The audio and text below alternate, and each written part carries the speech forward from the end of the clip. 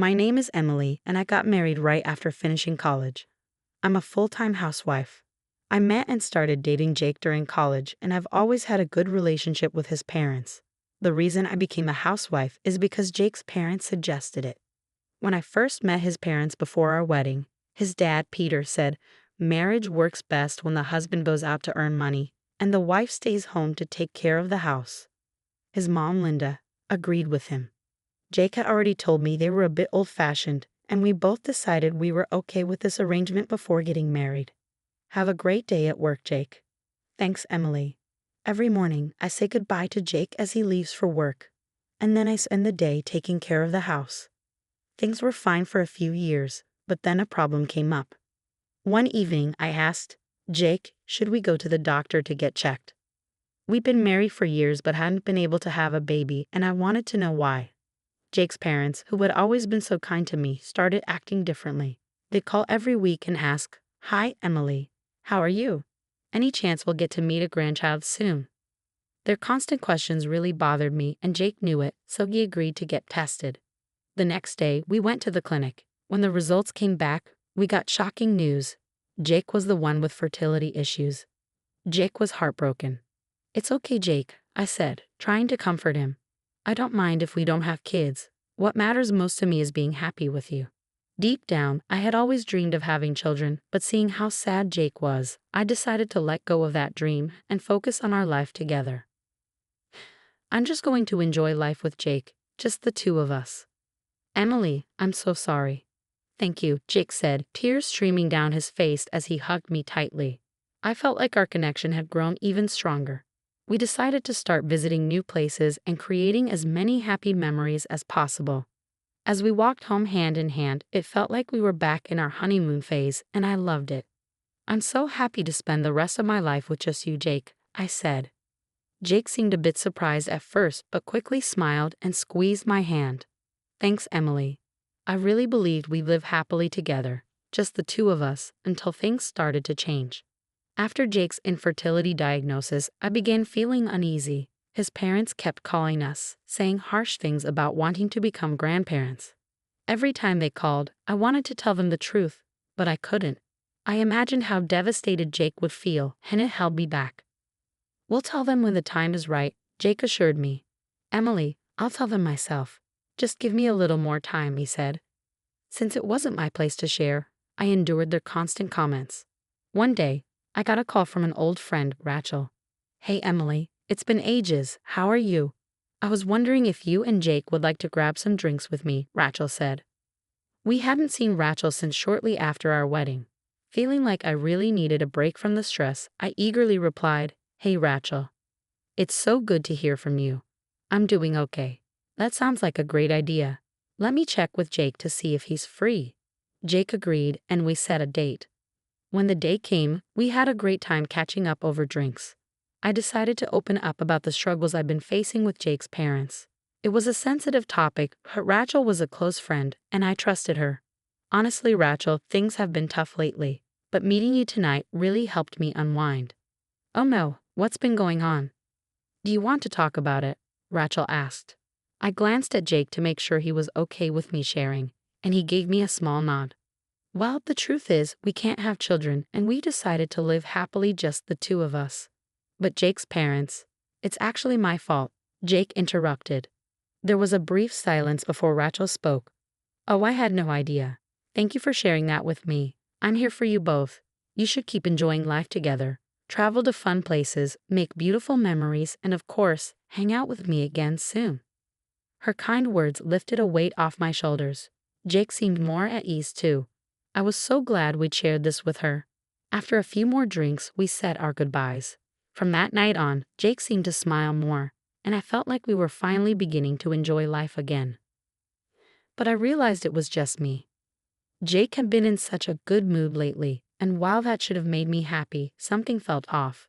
Looking back now, I wish I paid closer attention. One day, Jake came home with Rachel. At first, I thought he'd just run into her and invited her over. "Hey, Rachel, welcome." What a surprise. "Would you like some tea?" Neither of them answered. "What's going on, you two?" I asked, feeling uneasy. Jake finally spoke. "Emily, I'm sorry. I want to be with Rachel. Can we get a divorce? I froze. Before I could process his words, Rachel added, Emily, I'm sorry too. I've been in love with Jake. I couldn't believe what I was hearing. My mind went blank.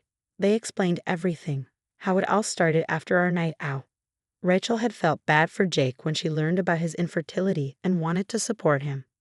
I thought Rachel had been a friend, someone who helped me that night, but instead, it turned into my worst nightmare. The love I had for Jake vanished instantly. We had promised to spend the rest of our lives together, just the two of us. How could he betray me like this? Fine, I said, keeping my voice steady. I'll sign the divorce papers. They both looked shocked. What? Are you sure, Emily? Jake asked. Yes, I'll sign them. I'll pack my things and leave, but I need some time to do that. Until then, don't come back here. I don't want to see your face again. Okay, Jake replied hesitantly. I'll stay at my parents' place. Let me know when you're ready. Turning to Rachel, I glared. And you, Rachel? I trusted you. I can't believe you do this to me. I'm sorry, Emily. I know you'll never forgive me, but... Just stop, I cut her off. I don't want to hear it. Get out. Both of you. They left the house, leaving me alone in the silence. I collapsed onto the sofa, trying to make sense of what had just happened. My whole life with Jake had been shattered in an instant. All those years together felt meaningless now. I cried until I couldn't cry anymore. But deep down, I knew tears wouldn't fix anything. Regret wouldn't fix anything. How did my life come to this? At some point, I must have fallen asleep because I woke up to my phone ringing. It was Jake's mom, Linda. I figured Jake had already told her everything. I didn't want to answer, but I knew ignoring her would just make things worse. Hi, Linda, I said quietly. Hi, Emily. Jake told me everything. I'm sorry this happened to you, but Rachel will at least give us a chance to have grandchildren. So please go through the divorce process peacefully. I felt my heart drop. Jake hadn't told them he was the one who was infertile. He let them believe it was me. I felt sorry for Linda, but I also felt angry. Oh, okay, I said, keeping my tone neutral. Just pack your things and leave Jake's house soon. Thank you for taking care of him all these years. I know cheating on you was wrong, but please try to forgive him. I wish you the best in your future. Thank you. Goodbye, I said flatly before hanging up. What was wrong with these people? They used to be so kind to me, but now they acted like I didn't matter. Oh right, they never really cared about me. They only cared about getting a grandchild. For a moment, I thought about telling them the truth, that Jake was the one who couldn't have children. But I decided against it. If I told them, I'd probably end up being blamed and feeling even worse. I made up my mind I wasn't going to bother with Jake or Rachel anymore. Whatever happened to them was no longer my concern. I started packing my things. Since I'd been a full-time housewife, I decided to move back in with my parents until I could find a job. When I told my parents about everything, they simply said, "Come home." I didn't want to stay another moment in the house I had shared with Jake, so I packed up quickly and left. When I arrived, my parents greeted me with warm smiles. I tried not to cry and just said, "I'm home." They didn't ask too many questions about what had happened. Instead, we talked about simple things and enjoyed our time together. My dad was so happy I was back that he drank way too much that night, while my mom smiled at him lovingly. Their kindness touched my heart. Though I didn't say it out loud, I thought to myself, I'm sorry for making you worry. That night, we had a peaceful, happy family dinner. Not long after, the divorce was finalized. Jake and Rachel had to pay me alimony, and I began a new chapter in my life. I quickly got a job, an office job. I was nervous because I had never worked before, but I was lucky to find myself surrounded by kind and supportive coworkers. Slowly, I started to feel more secure in my life. While living with my parents, my broken heart began to heal. They told me I could stay as long as I needed, but after a while, I decided to move out and live on my own. I needed a quiet space to relax and focus on myself. One night, I decided to go out alone for a drink. It had been a busy few months, and the cold beer felt amazing. As I glanced around the bar, I noticed a man drinking alone. There was something about the way he sipped his beer. It made me stop and stare. I didn't know it at the time, but that man would become my future husband. He wasn't particularly handsome, and to be honest, he looked a bit like a potato. He wasn't my type at all. But there was something about him that caught my attention. Maybe I noticed him because I was still nursing my heartbreak. Is there something on my face?" he asked, breaking me out of my thoughts. I realized I had been staring at him and made him uncomfortable. "Oh, sorry, you just looked so good drinking that beer," I said, feeling embarrassed. He blushed. His name was Brian. He was my age, and we ended up talking for hours. 3, to be exact. Steve would often joke, "Who are you calling potato head?" "I'm not a potato head." He knew he looked like a potato head, and he made cynical, funny jokes about it just to make me laugh. His humor helped me get to know him better, and soon we decided to exchange numbers. I shared everything about my past with him. He just listened, gave me kind words, and told me I deserved better. As we messaged and spent more time together, we gradually became more attracted to each other and started dating. After a year of dating, we got married. It surprised me, but I felt good about it. At the same time, I worried that I might make the same mistake again. Whenever I looked worried, Steve would notice and smile at me, saying, "Everything is good. Don't worry." Even my parents liked him. After a while, we had a baby. My parents were over the moon. I had given up on the idea of having a child, but meeting Steve changed everything. We were blessed with a baby, and I was happier than ever. From now on, we'd raise our little one together. One day, a year after having our child, we were out when we ran into Jake, Rachel, and Jake's parents. At first, I tried to walk past them without being noticed, but we were too close to avoid them. "Oh, hello," I said, forcing a smile. Jake, Rachel, and Jake's parents looked at me in shock. "Wait. What? Emily, is that you? With a child? Why? Why is Emily with a child?" I could tell they never expected me to remarry, let alone have a baby. "Oh yes, this is my husband and my child," I said calmly. They all looked stunned. I couldn't help but laugh inside at how shocked they were. Steve, who didn't fully understand the situation, turned to me and asked, "Honey, could you introduce me to these people?" I explained, "Sweetheart, I mentioned Jake and Rachel to you before, and these are his parents, Robert and Julia." Steve quickly pieced things together.